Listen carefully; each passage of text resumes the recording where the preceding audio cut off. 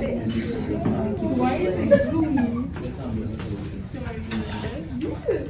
right, guys, we're into the DNA. Call on the SUS. So SUS, what did you put for the DNA? I looked at the South industrialists like the North because they had slaves and guys. Yeah, exactly. So the South, they're trying to stay non-industrialized. They want to focus on crops, such as cotton, tobacco. They also have other foods, and of course slavery. Okay, if you guys already finished the DNA, you close your computers. Right now we're going to go over some of the review, and also we're going to start writing notes. So there's not going to be any assignment. There won't be any assignment. Yeah, you guys will probably have to answer the essential questions at the end, but you have a chance to do this tomorrow for DNA. So you won't have to do it for homework, basically. Alright. Wait. Did you get the DNA? No. There was like a minute. Yeah, why did the South choose to not be industrialized like the North? Here's some of the standards we're going over today. 86, degenerate path to the American people, impact of industrialization in the North. 863, immigration, and then 864, lives of Black Americans. Today we're going to learn about the lives of people in the South. We're going to learn about the different categories of citizens. We learned about the yellow men a little bit on Monday, and then the plantation owners. So this time we're going to go over all of them. You don't have to write this down, guys. You can write down the one highlighted, push and pull factors. It should be the first two boxes on your worksheet. Right here we're going over a little review. We're learning about last week the unions that they're creating inside the factories because they saw the conditions were bad. They were like, we can't have this anymore. Maybe they want to get a little bit more pay. Like we have nowadays, they have unions where they can talk about, we want to get certain days off, we want to get this day off, we want to get more money. We got, of course, remember the North is a free area. They don't have any states, but, any slaves, but they also do believe in being racial. So if you're Black and you own property and you pay taxes, you can't vote. But if you're white, you don't have any property and you don't pay taxes, you could vote. Remember when Andrew Jackson was president, he said if you were white and poor, as long as you own land and you pay taxes, you could vote. Now we're switching that up to where as long as you're white, you could vote. White male, of course, at this time. When did we get the Irish potato farm famine? That's when we learned about how the Irish came over as one of the push factors that pushed them over to the United States. That's why we see a lot of Irish immigrants during this time. Then we got the German immigrants that came over from the pull factor of the United States being a new country, and they saw all the benefits of it. Yeah, and then we got the navalists. You have to rid of them. They don't like immigrants. They're blaming all their faults on immigrants. They're like, oh, I can't find a job. It's the immigrants' fault. Even though there's a lot of places of business that have the sign that says you can't be Irish to work there.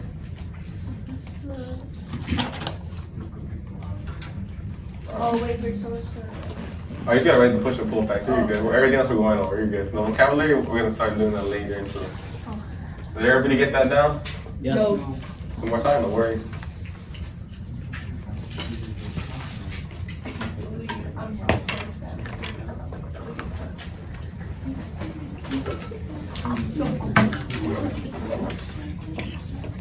Leslie, you got it down? No, you're not. Where's the series? All right, guys. Everybody got that down? No. Lena, you still writing? Okay. Let me know when you finish. Mine's behind me. You actually poked my arm with your hair. Mine's more comfortable than mine. That's what you're up.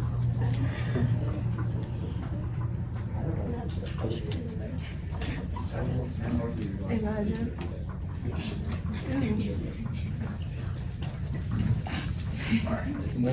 Damn, that Mr. You got it? All right. Cool. Next slide.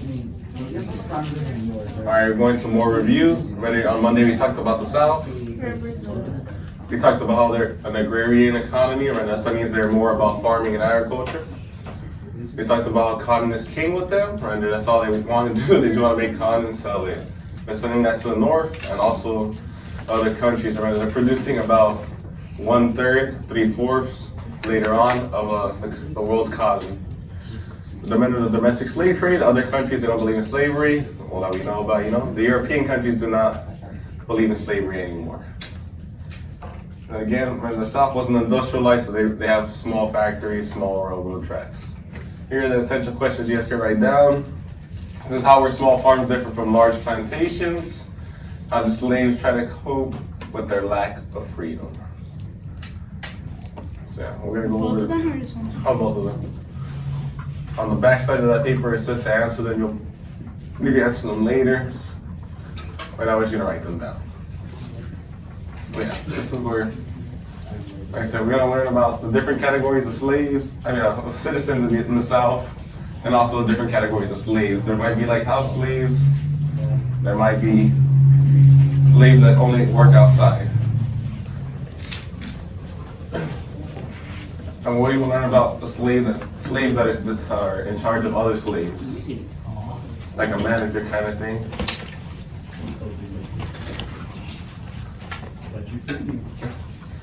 But yeah, that's what we're gonna go over today.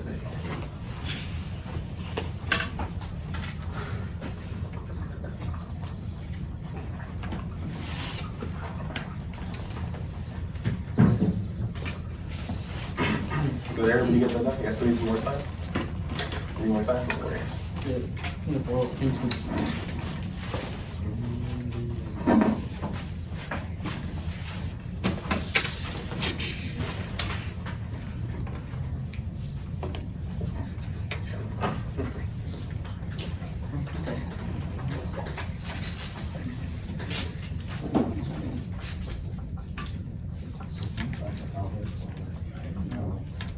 Okay.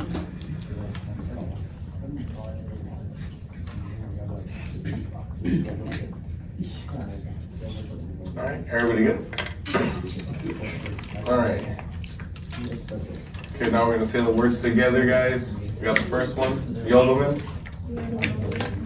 I'll do that again, Yodelman. Slave plantation. Overseer. Spirituals. And then slave code/black codes. They'll be on your slideshow. I'll have to write it right now. Right there, like that guy says, I own the successful plantation, but the president freed my slaves. Here's the first one you guys to write on the next box. It says Yodelman. These are small farmers.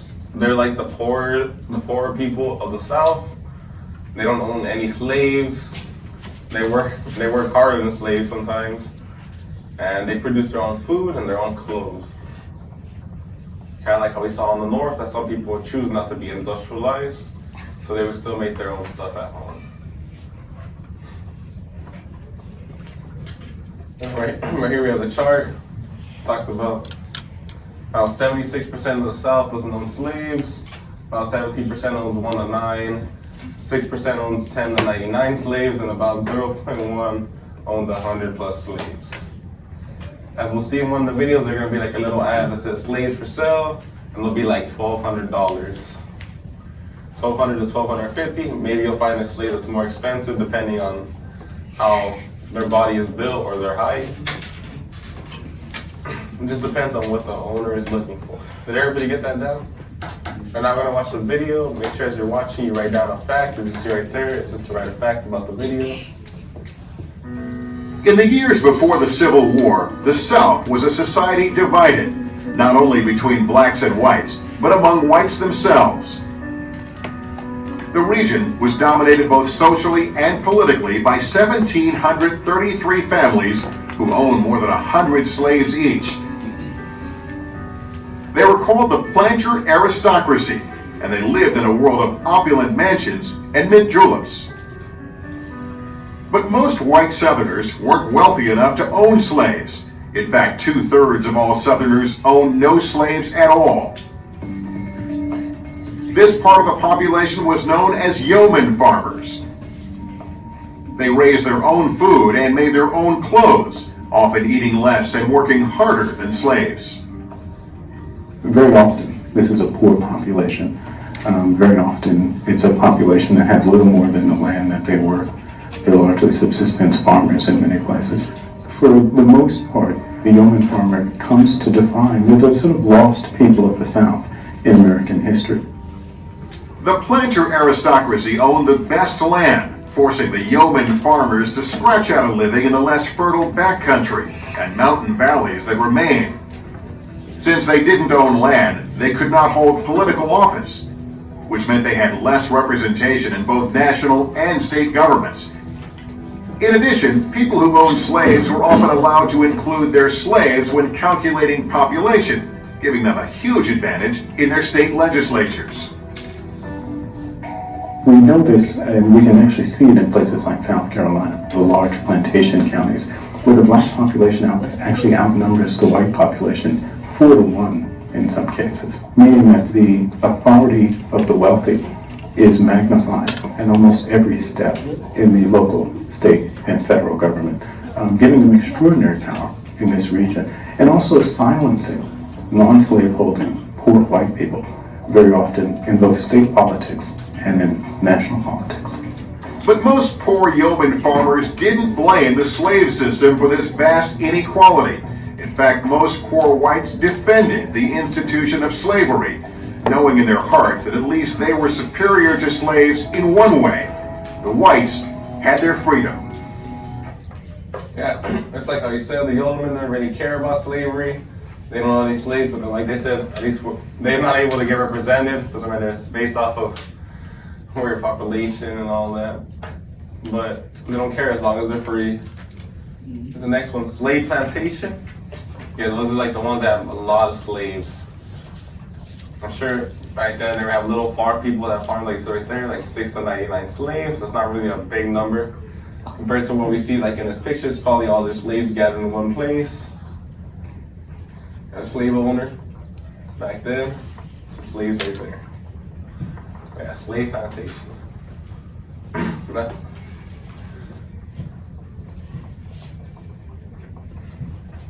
farm that they use slave labor.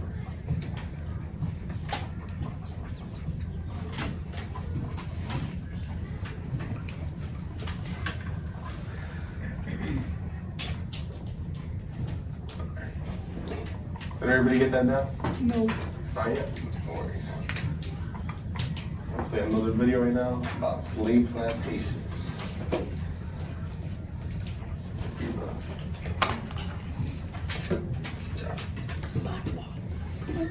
Alright, everybody got it? Alright. If the ongoing life of a plantation slave was a sad one, of forced labor, poverty, and ongoing humiliation. Under the law, slaves were considered to be the property of the plantation owner, just like his farm animals. If you were a slave, you could be sold at any time and your family torn apart. If the ongoing misery of your life made you want to run away, you knew you would be hunted down and, if caught, brought back to the plantation, where you might be whipped, or forced to wear a slave's collar like this one, that had bells on it, so the owner's men could easily find you if you tried to escape again. In the South, it was illegal for slaves to receive an education, to marry, to vote, to own property, to testify in court, or even to earn their freedom through work. There were 2 basic types of slaves on plantations. The luckiest were the house slaves, who took care of the owner's house and family, while the field slaves worked in the fields from sunrise to sunset with just one 15-minute break a day. To eat, slaves were given meager rations, mostly of cornmeal, pork, and molasses. And every year, slaves received 1 new set of winter and summer clothes and a new blanket. Most slaves shared their small cabins with 10 to 12 people and slept on straw piled on a dirt floor. And so the lives of the slaves who did the work on plantations were filled with unending hardship, suffering, and poverty, in order that those who enslaved them could enjoy lives of comfort, luxury, and ease.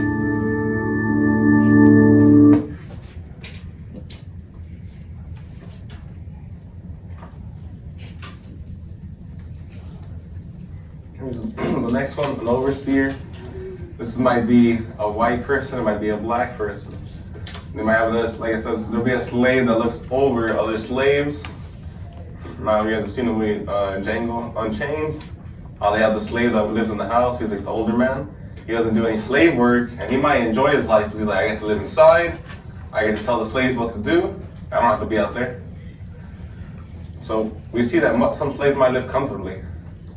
There might also be like slave owners that are nice. You know, they might be like, oh, like I want to buy a slave just so you can help me like clean around the house. No hard labor. I'll treat you like if you're one of us. That's kind of some things we'll see. Okay.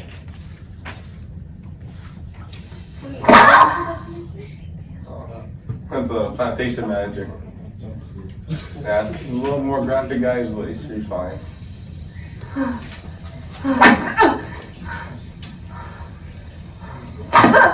Hey, Pantomime. There's barely a welt on it. That's what your niggas making you. Fool for the taking.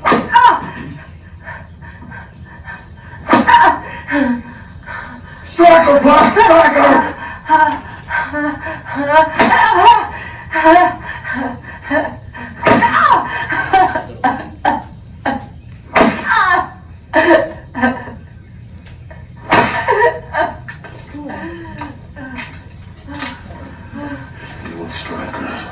Evil striker until her flesh is rent and meat and blood flow equal. I will kill every nigger in my sight.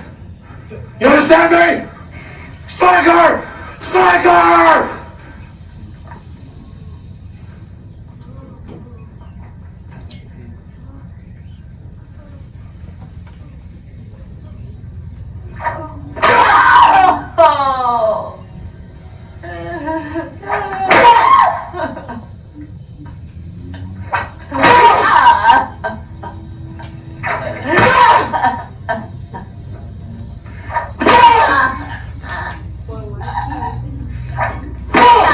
He's got in trouble. He's like the overseer. So yeah.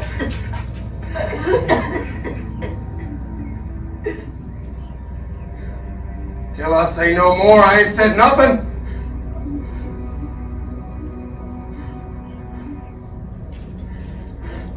Give me that whip. Get up! Get up!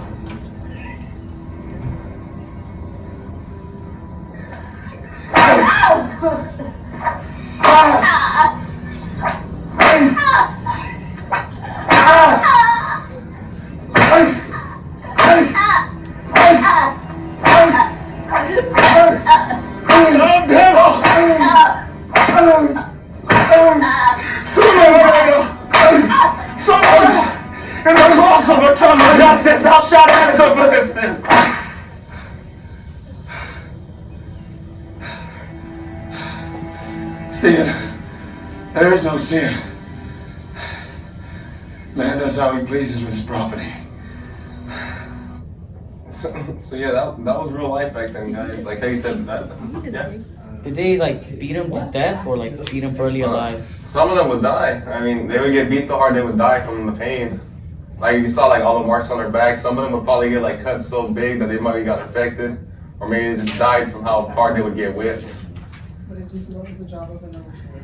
Yeah, so that's what you see. Like that guy, the guy who was hitting him, the black man, he was probably the overseer, so he was in charge to whip him. He probably didn't want to, but that was his assigned job.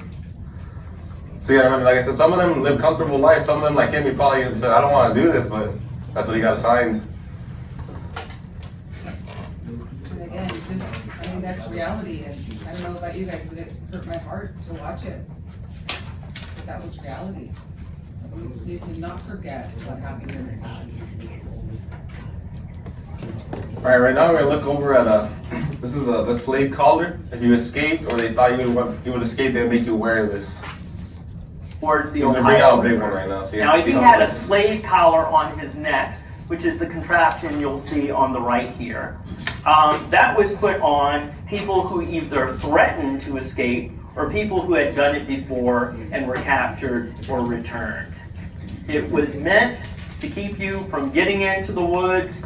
The hooks would catch on vines and whatnot. And I thought, what if I tried to follow any information, any points of this man's journey through this one ad?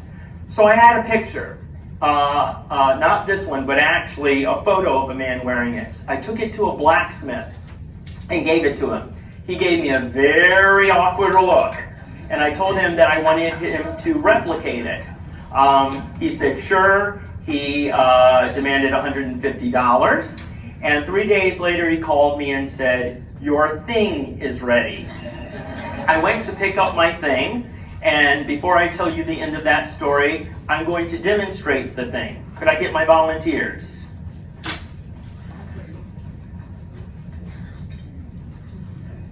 Now, this is a replica of a slave collar, and after I do my demonstration, I'll pass it around. We'll do show and tell. Now, what I want you to do is I want you to stand right here. You, sir, can stand right here. You stand where you are. I use a simple nut and bolt to keep this closed. And gentlemen, you're going to reach down and pick it up. And you're going to open it up. That's right. You, sir, are going to put your finger over at the apple. He volunteered. We hope your neck is not too thick for this. And we hope we don't clip you. Okay, hold on 1 second. Are you all right? Okay, close it. Is it pinching you? Good. Remove your finger. And I want you to put your hands on both of these bars that are extending in front of you. I will just get this on so it doesn't fall off. To date, this has never gotten stuck on anyone, so we will hope. And my volunteers, please stand to the side, but do not sit down. Okay, so I'm going to tell the rest of the story. Are you okay? Great. This was put on a person to keep them from getting into the woods. If you traveled with this, first of all, you'd stick out like a sore thumb. People would know you did something wrong. You could not lay down or sleep with this. But in my mind, I had it all figured out. I had seen in the woods at times where trees had fallen and were leaning up against other trees at an angle. I figured I'd wear it, straddle the tree, and get a good night's sleep. I figured that if I came face to face with any danger, I could just simply take one of the prongs and, fight off the wild animal or whatnot. Or if I crossed a stream and I got wet, I could take off my clothes, put them on the prongs, and keep on running. So I had it all figured out. I pick it up, the man's assistants put it on my neck, and I instantly realized that I could not go on my journey wearing this thing. The reason being, if I tripped and fell, the prongs would hit the ground first, and my neck would break. That was my $150 history lesson. My other one was, I paraded around in this for 20 minutes having pictures taken, and then was in bed for the next 3 days with a sore neck and shoulders. So we're going to take that off of you. But before we do, how do you feel? Very uncomfortable. Very uncomfortable. If you stay in between a half hour, you would be exhausted. Thank you. So yeah, like you said, you might have to try to escape and it might be no problem, but if you fall, it takes them out. There you go, guys. You had a chance to be with your partner. This has been a large majority of Southern citizens owned slaves. Think about the little chart we showed earlier. Yeah.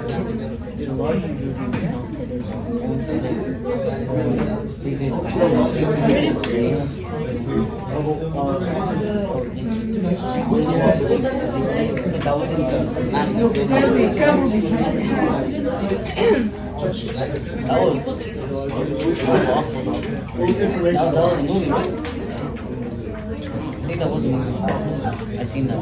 You were laughing? That's not funny, Jesus.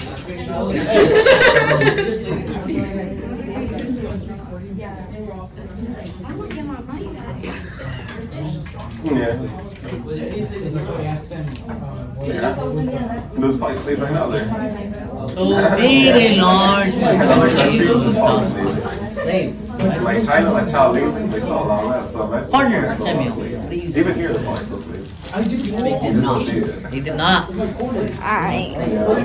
Partner, Marlene. Like you see something that gets rich out of nowhere, or like somebody that has like sometimes you see like a blue like tax fraud, stuff like that. And like there's probably less slaves companies like Mexico. That's basically slavery. Because you can pay I say they did not. stuff your house, but like you're paying soldiers. Yeah, different forms of slavery.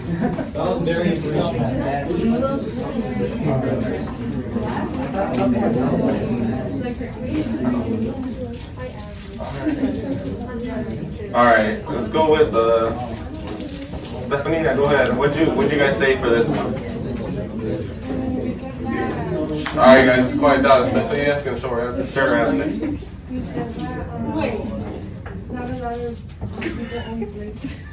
Yeah, so not a lot of people own slaves. Remember, there were some plantations that had hundreds of slaves, but a big portion of like we saw on the chart, about 76% didn't own slaves. Where's that? But there's obviously going to be people that are super rich. Like nowadays, we have people that are really rich. They have like thousands of workers working for them. I have a question. What Yeah. is the all escape? What are they what? What is the all escape? What are they all what? All escape. All escape? I mean, Like why like one day they decided. why they just rebel? I mean, we'll see that tomorrow. We're gonna learn about Nate Turner and his rebellion. You're gonna see what happens when slaves try to escape and rebel. Remember, yeah, they could escape them all. There's more of them, of course. There's more of them. There's 4-to-1 ratio right now in the South. But if they try to escape, that's where the problems happen, and that's when we start seeing that rules after Nate Turner's rebellion start getting more serious. Okay, here's the next word, guys. Spiritual. Write that down for your vocabulary. It's African American religious folk songs. The picture says 4 years for your bachelor's. I worked 60 for my master's. And you just gotta write this one. This is some example of the songs. We got Wade in the Water, the Goodbye song from the Harriet movie, Swing Low, Sweet Chariot, Jimmy Crack Corn. Wade in the Water, we'll hear a little bit about it in one of the videos we're gonna show today. But yeah, this is the way they kind of like, they keep themselves up. They might get through the day. Remember the Pick and Cotton song? Pick and Cotton all day. They'll sing that all day, you know, just to get through the day. Make the day go quicker. Once everybody gets that down, we'll play another video. We're gonna hear about a little song.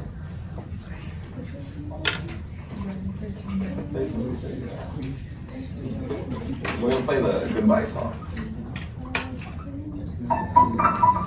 The thing that's different about a Virgo vacation home, you always have the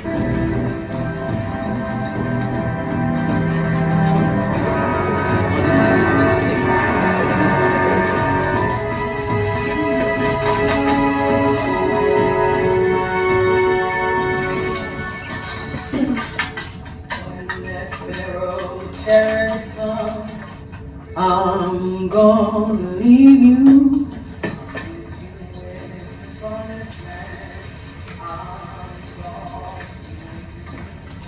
I'm sorry, I'm gonna leave you. Farewell, oh farewell. I'll meet you in the morning. Farewell, oh farewell. I'll meet you in the morning. Farewell, oh farewell. When that Pharaoh chariot comes, I'm gonna leave you. I'm bound for the promised land. I'm gonna leave you. I'm sorry, I'm gonna leave you. Farewell, oh farewell. But I'll meet you in the morning. Farewell, oh farewell. I'll meet you in the morning. Bound for the promised land. On the other side of Jordan. Bound for the promised land. I'm sorry, I'm gonna leave you. Farewell, oh farewell. But I'll meet you in the morning. Farewell, oh farewell. Oh, meet you in the morning. Farewell, oh farewell. Oh, meet you in the morning. Farewell, oh farewell. So yeah, sometimes they would sing songs like indicating that they're gonna escape. They would tell other people like, oh, they would start singing that to give a signal like, oh, I'm gonna escape tonight. Would you guys like to join me? And their master hears it, but he just thinks they're just singing. But they're actually thinking about, I'm about to escape. Might be songs like that, or they might sing the signal, hey, we're outside, we're coming to you guys. We're helping you guys escape, we're outside. So the next one, slave codes / black codes. These are the codes that they put in place. Like I said, when Nate Turner's rebellion happens, this is where we're gonna see it's gonna be a lot tougher for slaves now after that. That's where Nate Turner goes on a rampage. Yeah, and then right there's a $50 reward. Depending on the importance of a slave or just how upset a slave master was, the reward might be more. There might be like, Charlie has escaped, I'm offering $200 reward. He's one of my best slaves, he picks better than everybody else, he does more work than anybody else. I want him back. If anybody gets him $200 reward. Some things it might be like, okay, just kill him. Like, don't let him, I don't want him back, just kill him. They try to escape. Often the case sometimes. They usually want them alive, right? Yeah, they normally want them alive depending on their importance. Yeah. The spirit shows is very video fact. Yeah, just write a video fact about it. You can say, like I said, the song they're singing away, Farrah away. It's singing that she's leaving. Do some not even notice after anything? Sometimes they'll just leave and they might not notice. The thing about these plantations have hundreds of slaves, so it probably wasn't uncommon for people to leave and they wouldn't even notice. We also think there might be that they have hundreds of slaves, but they have them all accounted. They might take attendance every day. Like, let's see who's here. Every line of roll call. Every line of roll call, yeah, exactly. We like call everybody's name. If he's not here, oh, he escaped. Let me put an ad out there for him. Or if we're gonna find him, we're gonna kill him. Or maybe if their family's there, they might just say we're gonna beat their family. Yeah, so that's why often they would escape in packs to ensure maybe they're leaving with families. Like tomorrow I'll show you guys a video. It'll be a family crossing a river. And one of the girls says, I don't want to swim. And he tells her, well, you have to cross or we're going to leave. And then they're like, we can't leave her. So that's an example like that. Because they leave her, they find her, they're going to kill her. Because they're like, where's your family at? She's not going to tell them where they went.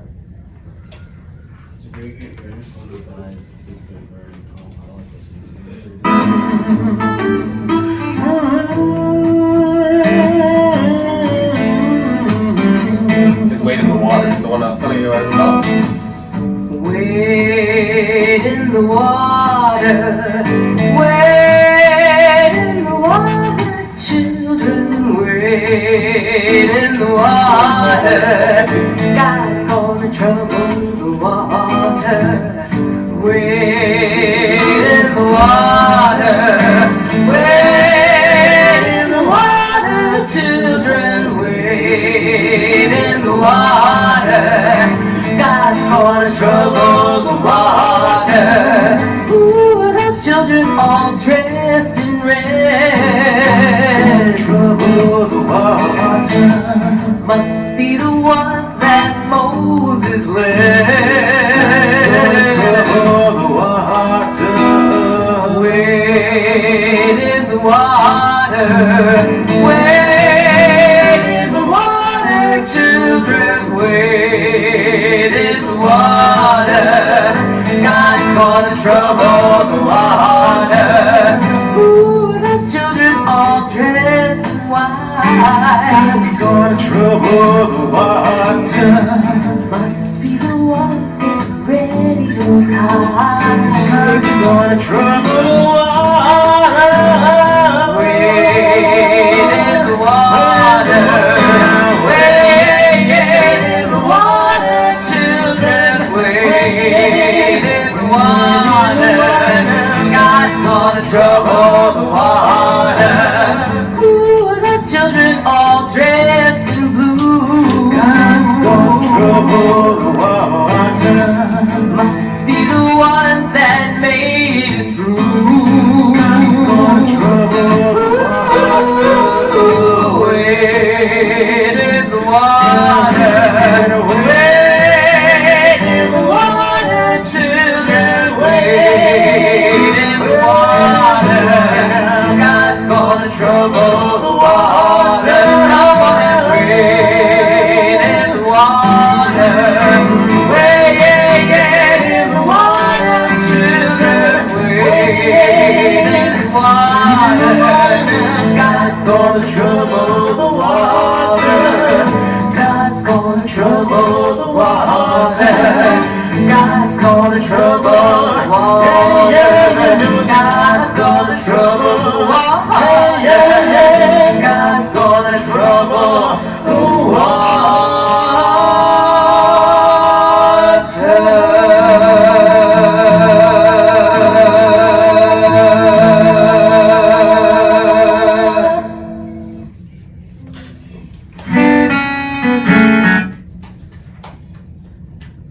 Yeah, right there, we're just highlighting a lot of stuff that happened to them. And I mean, like I said, you guys saw the sign, it says you can buy Negroes here for $1,200 to $1,250. Just examples of how they put them up for auction. Right now, we have one other thing, fair share, guys. What is a yeoman and did they own slaves? I don't know. No. Think about, look here, there's notes, and then we wrote this word down already. That's the first word we wrote down on the notes. I just put that some slaves or the slaves would be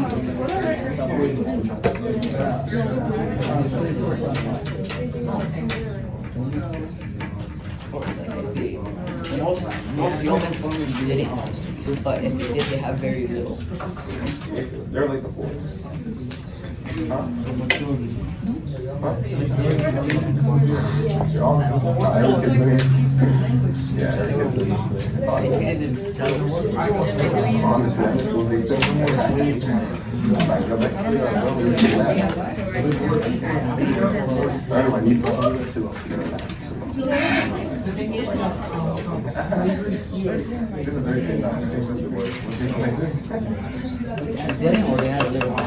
Each? I think something. Each? I know. Look at him.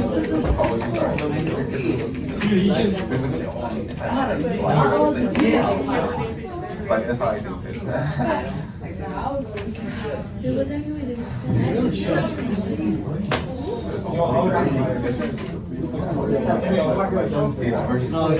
I'm tired. Yeah, I'm tired.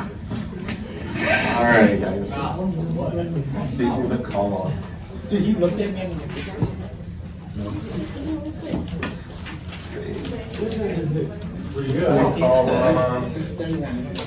Let's go with Marco.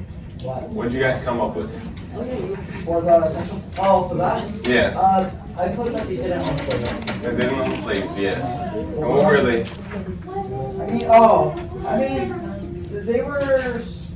They were farmers that owned small pieces of land. Yeah, so they were they're more of the poorer farmers that are working sometimes harder than slaves. They don't own any slaves, but remember, they don't care because at least they're free. That's all they're worried about. Okay, that was the last slide for today, guys. You guys can go ahead and finish up the essential questions right now. Yeah. Finishing up the essential questions on the back. So last was the last question. It's a sentence. Not paragraph, sentences. What's the question?